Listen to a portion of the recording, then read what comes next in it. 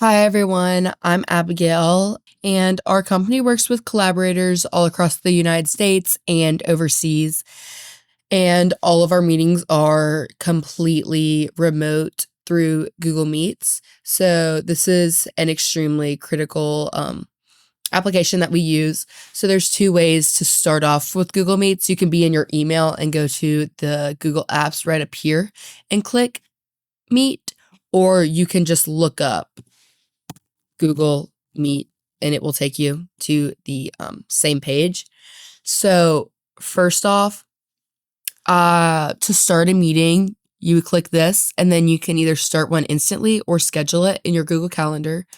I'm going to just start one instantly and show you what it looks like to be on the call. So, hi, this is me. I'm going to turn my camera off because I'm in my bed. But then you have the option to share your screen. When you share your screen, you can either share a tab, which is really helpful when you're trying to present a portfolio or a PowerPoint or any type of presentation with a client.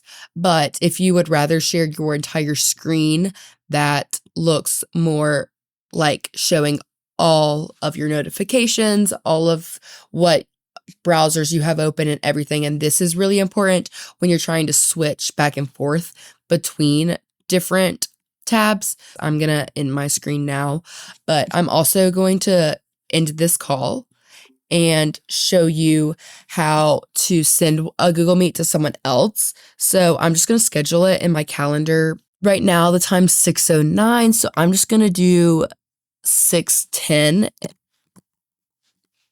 And right here, you can set it for different times. It could be 15, 30, 45, an hour, however long you need the meeting to last. That's really helpful depending on the client. And then this would be awesome if you weren't meeting online. If you were meeting in person, you can add the location, but that's not relevant because all of our meetings are completely online. Right here, you would just say whatever the title is. Right now, I'm just going to say my name, meeting. It could be the client, it could be anything. And then here's where you add the guest. And I'm just going to add my school email so I can show you what it looks like from another point of view. I'm just going to save and send that. Yes. Okay. And then I'm going to go over to my school email and see if it shows up. Sometimes it takes a couple seconds, but that's okay. When you receive an invitation, you have the option to accept or decline. If someone sends you an invite without talking about it previously, this is when you could decline if it doesn't work with your schedule, but I'm just going to accept it. And then you can just click this link and join it, just like you normally would join. So it looks the exact same. Oh, I have a tech background, but so it looks the exact same. And I'm going to show you some of the platform functionality that you can use.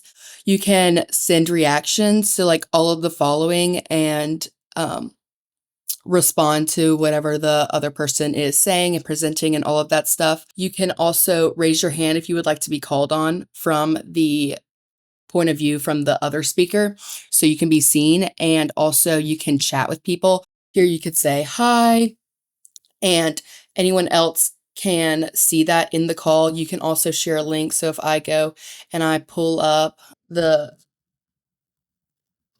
website, I can copy and share this link so they can see that. And that's really awesome when you're trying to share a lot of information back and forth. And it's helpful to have this all in one spot on the chat. Again, Xing that out, you get there by clicking the bottom text icon on the bottom right. And then it gets you right there.